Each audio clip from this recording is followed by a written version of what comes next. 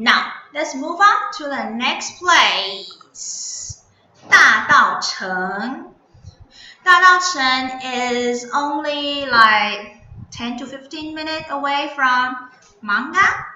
It's also another really good example of putting, giving it a new life into the old body. So Dadaocheng used to be the most prosperous area in Taiwan as well.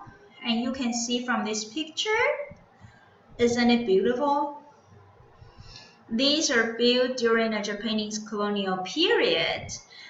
And it's like it's not 100% Baroque style, but it's like a Baroque or Neoclassicism. So kind of like a European style into the Chinese style. It's like a mixture. So because when Japanese people were here, like the youngsters, they learned some new things, a new lodge or new technique from Europe, and then they kind of like to utilize in Taiwan. So in Taiwan, if you see this kind of like a European style building, and then if the tour guide asks you, who built this? Just answer, Japanese. So Japanese is a little bit similar to manga that after there's no more business, it became old, and there were a group of youngsters coming here to kind of like to renovate the whole place. So nowadays, if you go to Dadaocheng, it's really cool. There are hidden bars. There are some really stylish, chic coffee shops, and lots of like shops where you can buy some nicely designed products. If you go into the alley, there's also always something to surprise you. So from this picture on the right, this shows what it was like before, to show how prosperous it was like before, because many rich people, they used to live in here, and many people, they became rich in here. They do the business because Dadaocheng is near the river, and that's why they do trading, they do business, especially the tea, because Formosa oolong tea used to be the main industry in Taiwan, and the tea will export to other countries from here. That's what it makes it prosperous. Not just the tea, but also different fabrics and Chinese herb and the dry goods. Dadaocheng. Dadaocheng is also where democracy was originated from there. That is where these people, they kind of like get together, discuss, what we should do to make Taiwan to have the freedom of speech, and then to have a newspaper to criticize the government, no matter life or death. We want to do this, do that. These people, where do they hang out? Here, Dadaocheng. So let's explore Dadaocheng together.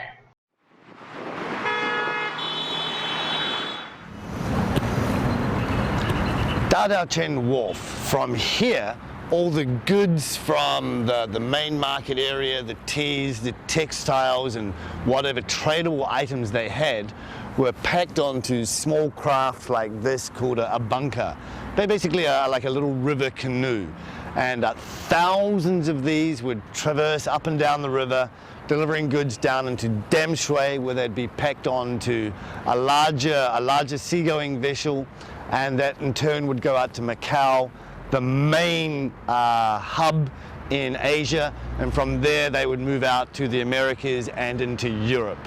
Along Dadaocheng Wharf here is a cycling path, and you can literally go from Xindian up there further down there on the south, all the way down to Dadaocheng.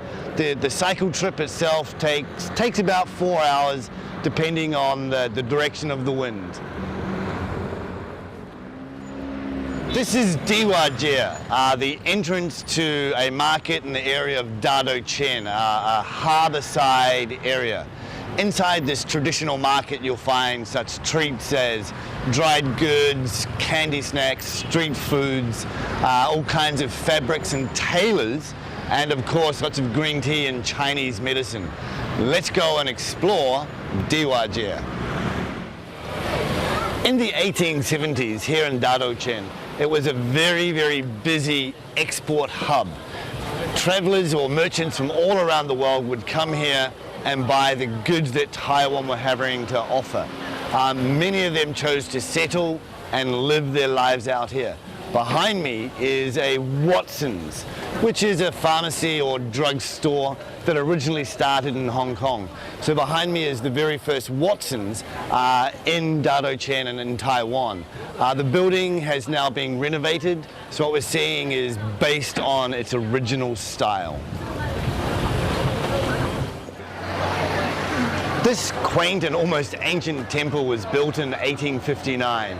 Its major deity is the god of the city, who takes care of all civic affairs and matters to do with the city.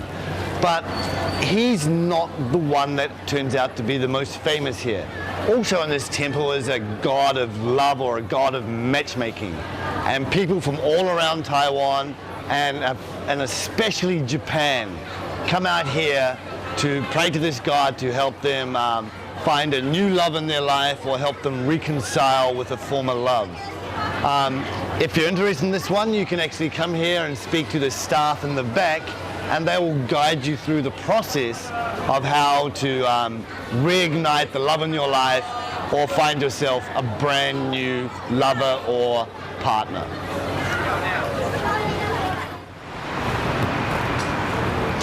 Just a short walk from Dadaocheng is Guida Street. Guida Street was one of the more famous residential areas in Dadaocheng. All the entrepreneurs, traders, importers, exporters here built their residential homes. Behind me, right over here, is a church dedicated to the memory of one of the more famous traders, Li Chun-sin. It was built by his ancestors and completed in 1937. Around here you can notice a lot of the houses are very slightly raised off the ground. This being due to the fact that right next to us here is the Damshui River, which is prone to flooding during the typhoon season. So everything's raised a little bit off the ground to protect the houses during the typhoon times. Here's an example of one of the old type of houses that were very popular back in the day. It was owned by a tea trader, and he had it built in a nice fusion of styles between Western and traditional Chinese architecture. On the first floor was a tea store where he sold the dried teas, and on the second floor there on the balcony is where he would serve his guests teas and occasionally have a Chinese drama. The balcony there had a perfect view of the harbour side over there. Now there's a rather large building in front of it breaking the view, but the view, he could sit there and watch all the different trading ships coming in and out of the harbour. On the top floor was the residential area with the bedrooms and master bedrooms. Tucked away in the back in a small corner of a Ime shop, which is a little franchise souvenir snack shop in Taiwan, is the former clinic, or remains of the former clinic, of someone who is considered to be the father of democracy in Taiwan, Chen Hui-sui, a brilliant young Taiwanese man who got educated at the National Taiwan University during the period of the Japanese colonial occupation. From there, he graduated with honors and became a doctor and opened up the clinic here. Deciding as his career went on that it's not only important to heal the body, but it's also important to heal the mind, he later converted it into a bookstore. And from there began to have meetings to expound his left-wing or liberal thoughts to the Taiwanese people, trying to get them to understand that they do have human rights, they do have basic rights, and that they should open their minds and identify with being Taiwanese people. Of course, this had to be done with quite a bit of delicacy and a lot of secrecy, otherwise the Japanese people would come in and close him down. So he would write small newsletters or small papers and have them handed out to the different Taiwanese people around the country. Later he founded the first Taiwanese Cultural Association, like an NGO, to promote human rights and the identity of the Taiwanese culture. He is really definitely considered an important historical character by planting the seeds of what would allow Taiwan to become the young and flourishing democracy it is today.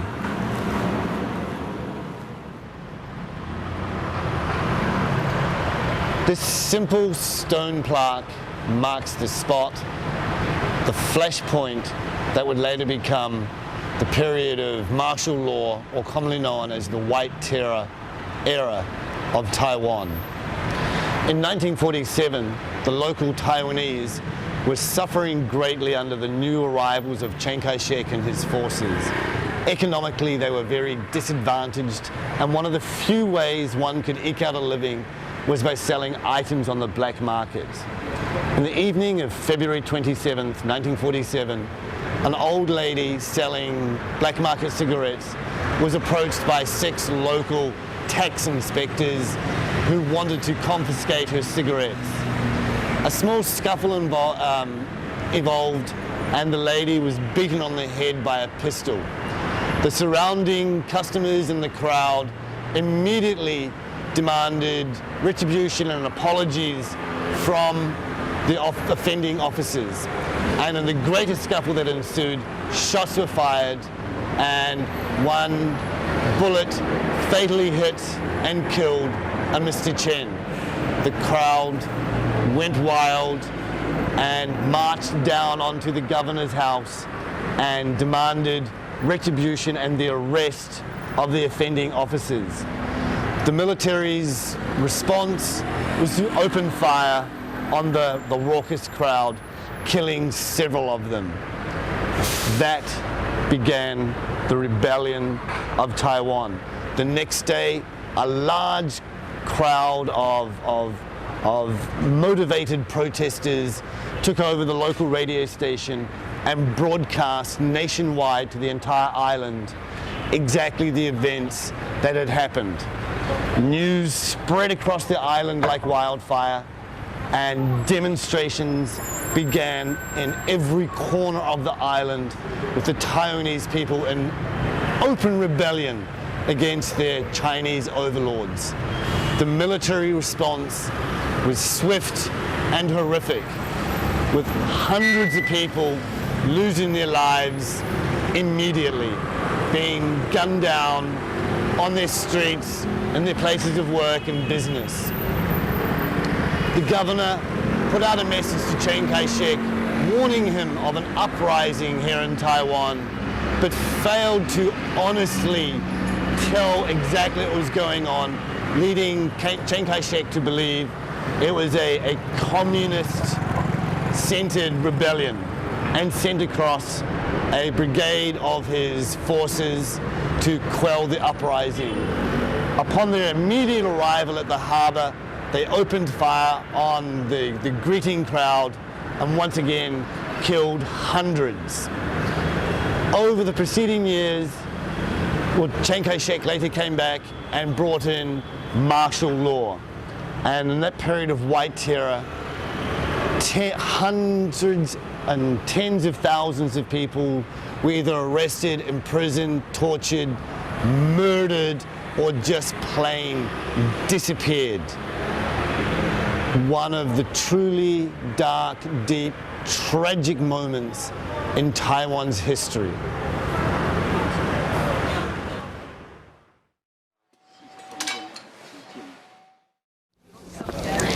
Hi guys, we just arrived to Yonge Market, and this place was opened in 1908 and operated by Japanese people. During that period, all fabrics was imported from Japan only. This area was really famous spot for trading purposes. In 1945, during the War II, Japanese people returned to Japan.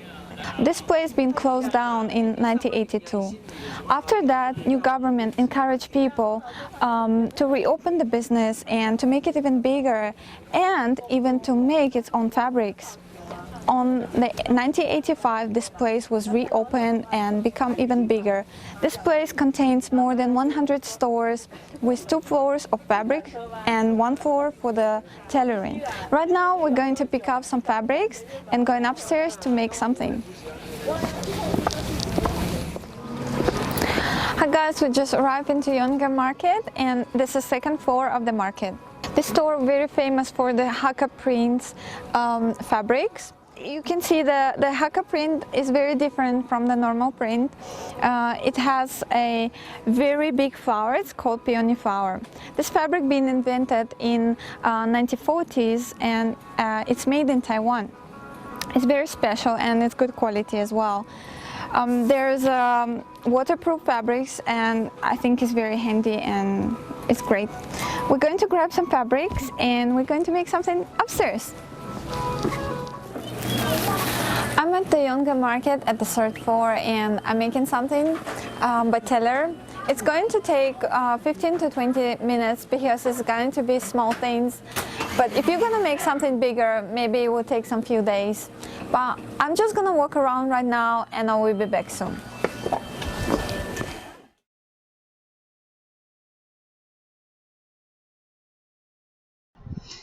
A lot of history, right? Yeah, it's a lot of history. I would strongly recommend you to sit down in one of the coffee shop or bars in there, explore. There are always something really cool waiting for you.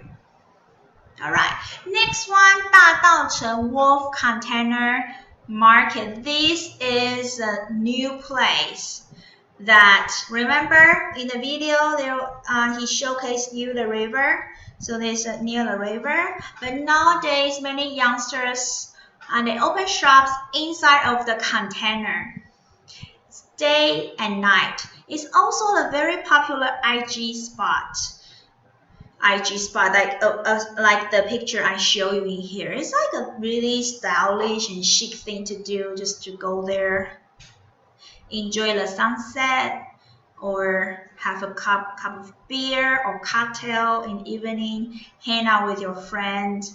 The container market, very, very successful example of it. What else you can do? From the top left, you can go, there's a building where you can find all different types of fabrics. You can choose the pattern you like, and then you can have someone to make a bag or make a qipao or clothes or anything. It can be anything for you. And then all this 就这样 all this 这个删掉，不要讲。Okay, and then next to it, you can see there are some DIY courses. This is actually by Yinghua Le. So I took these people there, and then they choose their color, they choose the pattern, and make their own mat, just for dining. So that's a lot of fun. So there are also different types of DIY courses that you can do. On the bottom left, there is a temple called Chenghuang Temple. People go there to wish for a good girlfriend, boyfriend, or husband or wife, or wish for good marriage. This is super popular, especially among Japanese. This is also on the main street of Dihua Street. And of course, I mentioned several times that there are some cool bars, right? So on the bottom right, you can see there. This is one of my favorite bars in there. That you go to the very old building, but you find the really cool bar, and then you can hang out with your friend. So nowadays, Dadaocheng has become a cool place for youngsters to hang out. It's not just the old district anymore. So what have you learned from this, and how can you apply it to your country? First, you need to get support. What does that mean? You need to get support from the government or from the organization or people who has money or resources. You need to show them the idea of what you are going to do, what you are going to change, and then get the support, especially financial support. It's not an easy road to go. It takes like at least 5 to 10 years. But once you are successful, you can transfer the old place into the new place. And nowadays it's this no matter when you go, like in daytime, especially during weekend, is always a lot of things going on, like very good business, and the youngsters and hanging out in the cool coffee shops in there. So get support. Number 2, new trend, container market. Container market has becoming more and more popular in many places, not just in Dadaocheng, but also in many places. And it's not a very difficult thing to do, just to get the container and have the vendor in and to make good food or good drinks or nice ones. People will post it on IG and it becomes popular. Number 3, youngsters are important.